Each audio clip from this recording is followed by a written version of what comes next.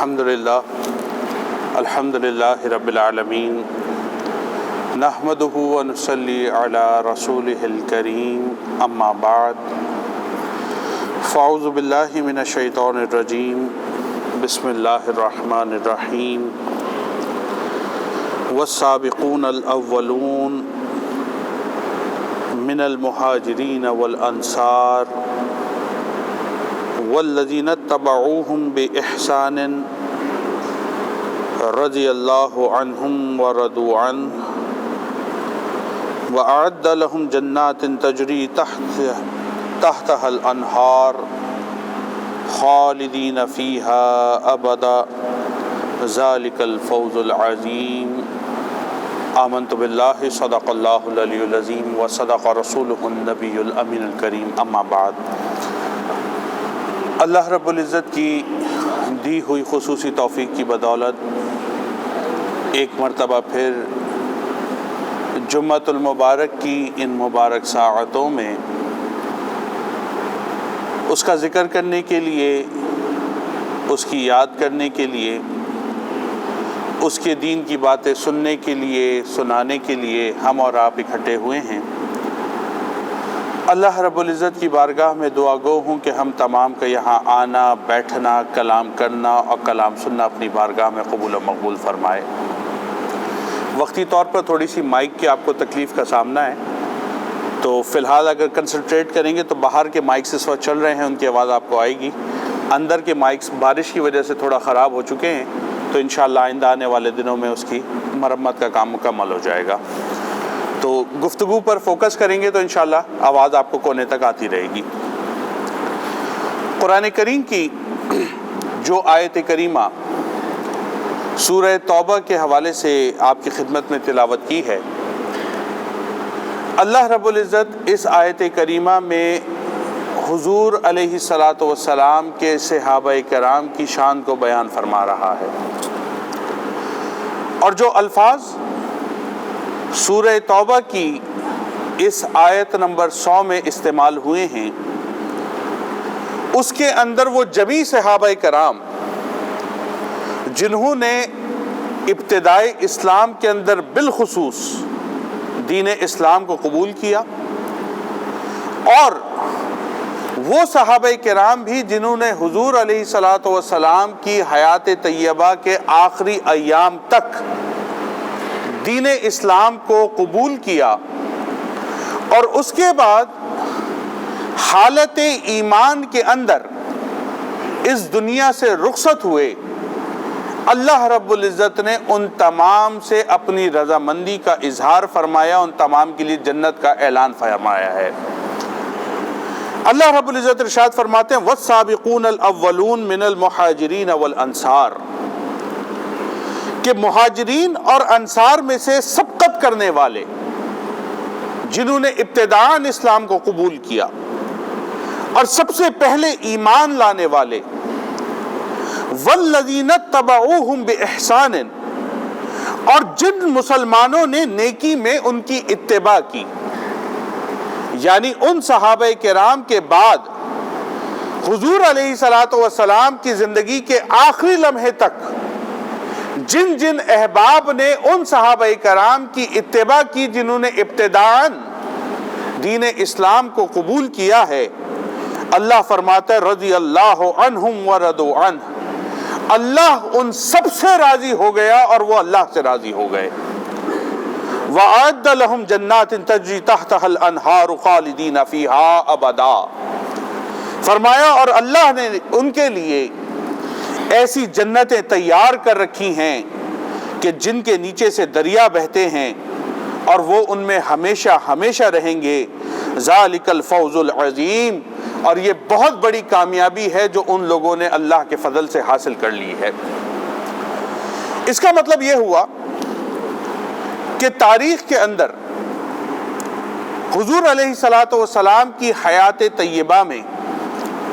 جن اشخاص نے بھی نبی علیہ الصلاۃ والسلام کی موجودگی میں دین اسلام کو قبول کیا، اور جو شخص رسول اللہ صلی اللہ علیہ وسلم کی زندگی میں آپ پر ایمان لایا اور اس نے آپ کی حیات ظاہری میں آپ کی صحبت کو اختیار کیا، آپ کو دیکھا یا آپ کی گفتگو سنی یا آپ کے ساتھ سفر و حضر کی کسی مجلس میں رہا، خواہ یہ صحبت ایک لمحے اور ایک لہجے کی کیوں نہ ہو، وہ شخص ایمان ہی پر اگر تادم مرگ قائم رہا تو ایسے تمام اشخاص کو صحابیت کا شرف اہل سنت والجماعت کے نزدیک حاصل ہوتا ہے۔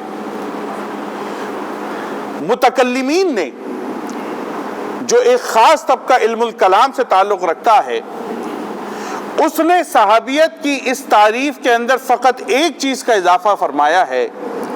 اور وہ اضافہ ہے مکث طویل کا۔ مکث طویل سے کیا مراد ہے؟ یہ مکث عربی کا لفظ ہے اور طویل اردو میں بھی استعمال ہوتا ہے۔ مکث طویل سے مراد یہ ہے کہ صحبت طویل، یعنی اس نے زیادہ وقت حضور کے ساتھ گزارا ہو تو صحابیت کا شرف اس کو حاصل ہوگا۔ اب یہ دونوں طبقے، ایک تعریف وہ جو محدثین کے نزدیک ہے جو میں نے آپ کی خدمت میں پیش کی، اور ایک وہ اضافہ جو متکلمین نے اس لفظ صحبت کی وضاحت میں استعمال کرتے ہوئے اس کے معنی میں مزید وسعت کو پیدا کر دیا ہے۔ ان دونوں تعریفات کو جب ہم سامنے رکھتے ہیں اور اس کے بعد قرآن حکیم کی اس آیت کو پڑھتے ہیں جس میں اللہ فرماتا ہے کہ وہ تمام کے تمام لوگ مہاجرین میں سے بھی اور انصار میں سے بھی جنہوں نے دین اسلام کو قبول کیا اور بعد میں آنے والوں نے ان کی اتباع میں اس دین اسلام کو قبول کیا،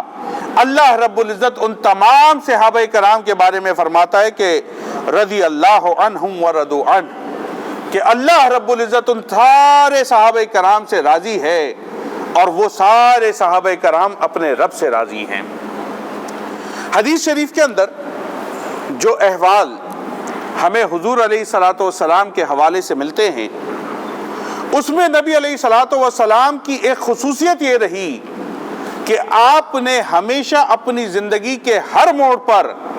اپنے صحابہ کرام کو راضی رکھنے کی کوشش فرمائی تھی۔ ایک حدیث شریف کے اندر آتا ہے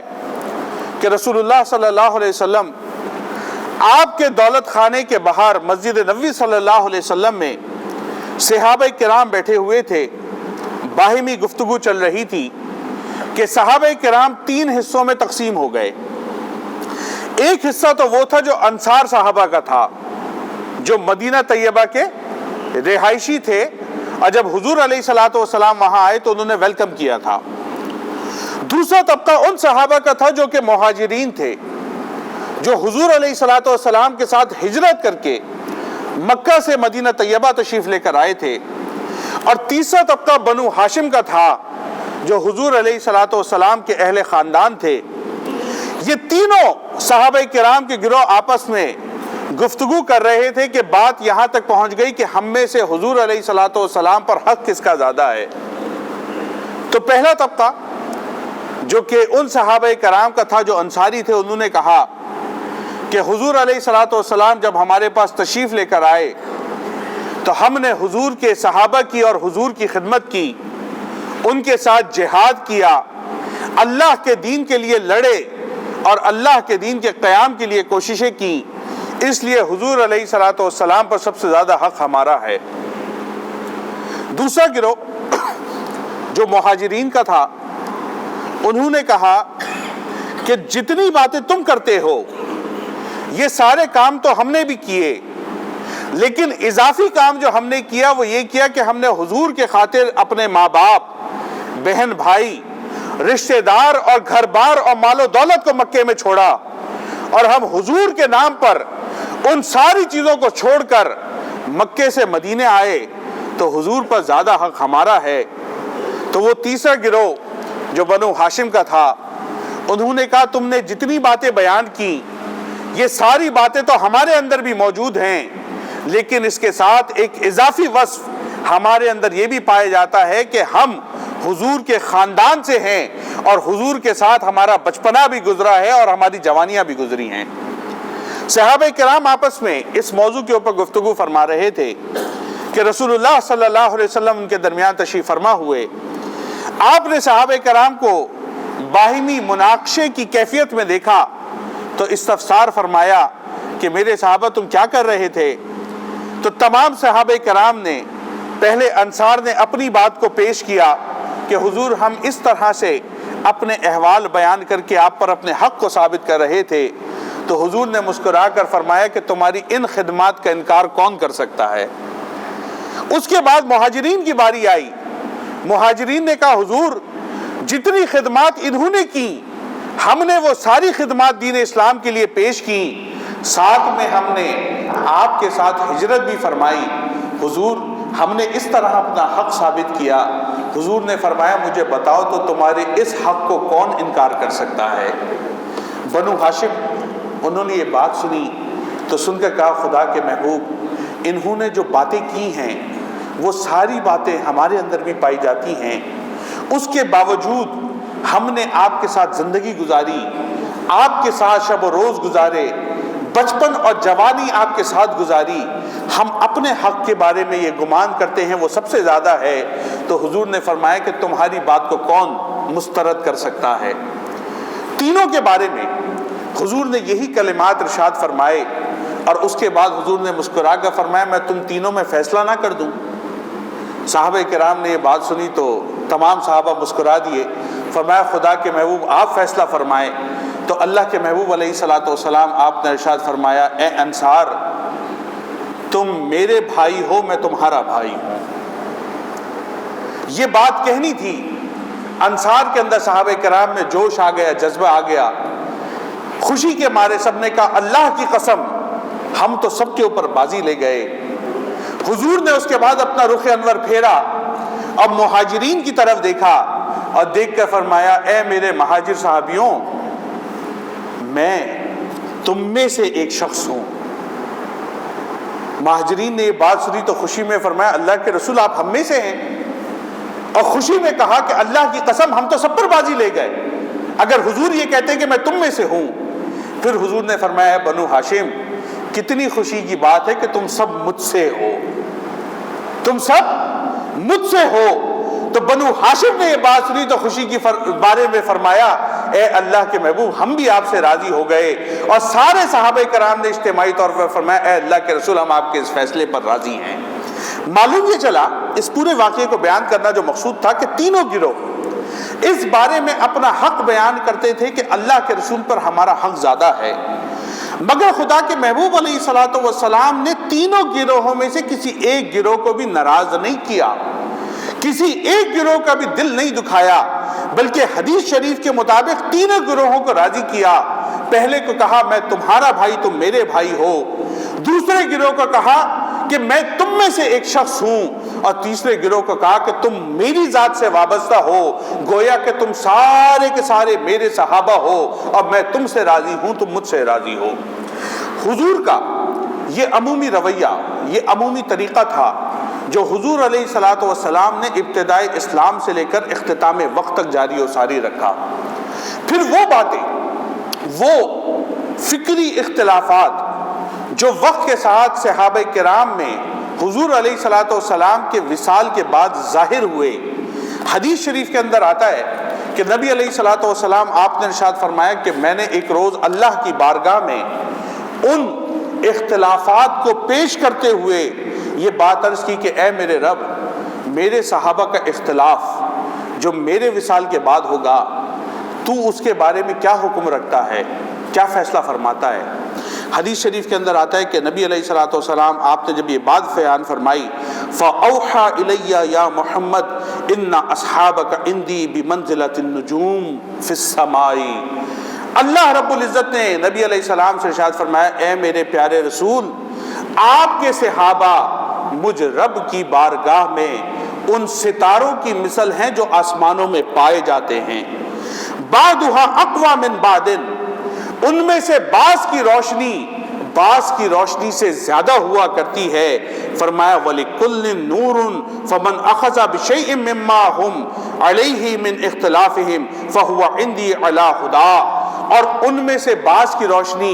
دوسرے کی نسبت کم پائی جاتی ہے، لیکن ان تمام میں نور موجود ہے، جو جس صحابی کی پیروی کرے گا میرے مطابق وہ حق کے اوپر ہوگا۔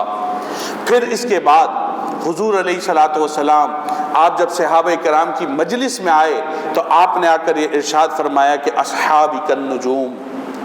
یہ اللہ رب العزت کی وحی کے بعد حضور علیہ الصلوۃ والسلام کے منہ مبارک سے الفاظ نکلے کہ آپ نے ارشاد فرمایا اصحابی کالنجوم، میرے سارے صحابہ ستاروں کی مانند ہیں. فبأیہم اقتدیتم اہتدیتم، تم نے ان میں سے جس کی بھی اقتدا کر لی تو تم ہدایت پانے والے ہو جاؤ گے. معلوم یہ چلا کہ نبی علیہ الصلوۃ والسلام آپ کے مطابق نہ صرف آپ کے سارے صحابہ کرام حق کے اوپر تھے، بلکہ حضور علیہ الصلوۃ والسلام کی تعلیمات کے مطابق ان تمام کے اندر نور نبوی موجود تھا. اور اسی وجہ سے نبی علیہ الصلوۃ والسلام نے ہمیشہ اس بارے میں انتہائی سخت احکامات صادر فرمائے کہ کوئی شخص میرے صحابہ کے بارے میں اپنی زبان کو تان نہ کرے. اسی لیے نبی علیہ الصلوۃ والسلام آپ نے ارشاد فرمایا اذا رأیتم الذین یسبون اصحابی فقولوا لعنۃ اللہ علی شرکم، کہ اگر تم کسی شخص کو دیکھو میرے صحابہ کے بارے میں زبان دراز کرتا ہے، طعن کرتا ہے، لعنت کرتا ہے، تو تم فوراً کہنا کہ تیرے شر پر اللہ کی لعنت ہو کہ تو خدا کے رسول کے صحابہ کے بارے میں اپنی زبان کو طعن کرتا ہے. اور امام طبری نے ایک اور حدیث لکھی جس کو مجدد الفسانی نے مکتوبات امام ربانی کے اندر بھی نقل کیا. آپ فرماتے ہیں کہ نبی علیہ الصلوۃ والسلام نے ارشاد فرمایا جو میرے صحابہ کو گالی دیتا ہے یا میرے صحابہ پر طعن کرتا ہے، نبی علیہ السلام نے فرمایا اللہ، اس کے ملائکہ اور سارے انسانوں و مخلوقات کی لعنت اس شخص کے اوپر پڑا کرتی ہے.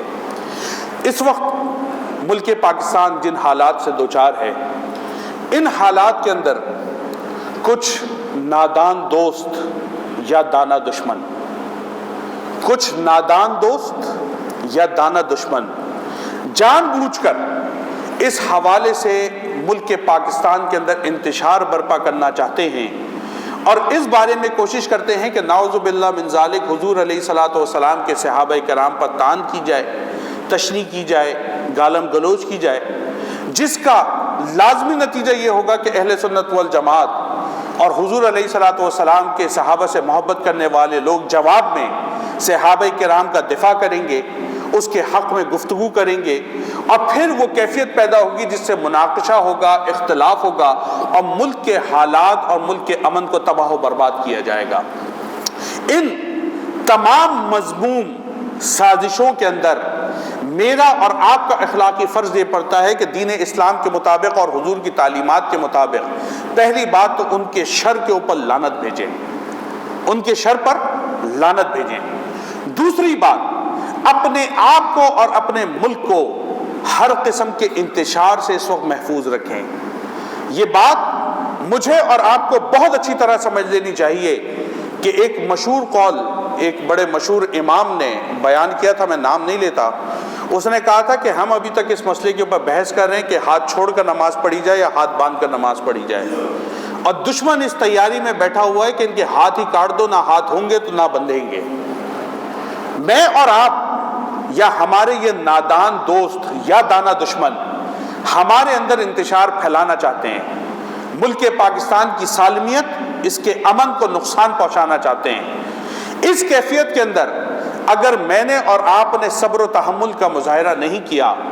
ہوش اور دانش مندی سے ان نادان دوستوں یا دانا دشمنوں کو ایڈریس نہیں کیا، تو یاد رکھیں اس کا الٹیمیٹ نتیجہ یہ ہوگا کہ ملک پاکستان میں انتشار کی فضا قائم ہوگی. اور دشمن کیا پلان کر رہا ہے؟ دشمن یہ پلان کر رہا ہے کہ ابھی کل اور پرسوں کی یہ رپورٹ ہے کہ یوٹیوب کے اوپر دا انوسینٹ پروفٹ اس نام سے انہوں نے ایک نئی ویڈیو لانچ کر دی ہے جس میں حضور علیہ الصلوۃ والسلام کی گستاخی دوبارہ دکھائی گئی ہے، جس کے نتیجے میں پوری عالم دنیا میں اب نیا فساد کھڑا ہوگا. جب دنیا اس محاذ پر لڑ رہی ہوگی، پاکستانی اندر اس محاذ پر لڑ رہے ہوں گے کہ صحابہ کرام میں کس کی فضیلت کم ہے، کس کی زیادہ ہے. میرے بھائی، میرے دوست، اس وقت ہوش کے ناخن لینے کی ضرورت ہے، عقل و دانش کا مظاہرہ کرنے کی ضرورت ہے، آنکھیں کھلی رکھنے کی ضرورت ہے، اور دین اسلام کی تعلیمات سے بھرپور انداز میں آگاہ رہنے کی ضرورت ہے. یاد رکھیں حضور نے اپنے صحابہ کرام کا دفاع جن الفاظ میں فرمایا وہ الفاظ یہ تھے کہ لا تمس النار مسلما رعانی ومن رعانی ون رعا من رعانی. فرمایا کہ اس شخص کو جہنم کی آگ چھو بھی نہیں سکتی جس نے مجھ کو ایمان کی حالت میں دیکھا یا جس نے میرے کسی صحابی کو ایمان کی حالت میں دیکھا۔ تو وہ عادل بھی تھے، ہمارے نزدیک حق کو پائے ہوئے بھی تھے، حضور کے نور سے منور بھی تھے اور ہدایت یافتہ بھی تھے۔ اب جو ان صحابہ پر تان کر کے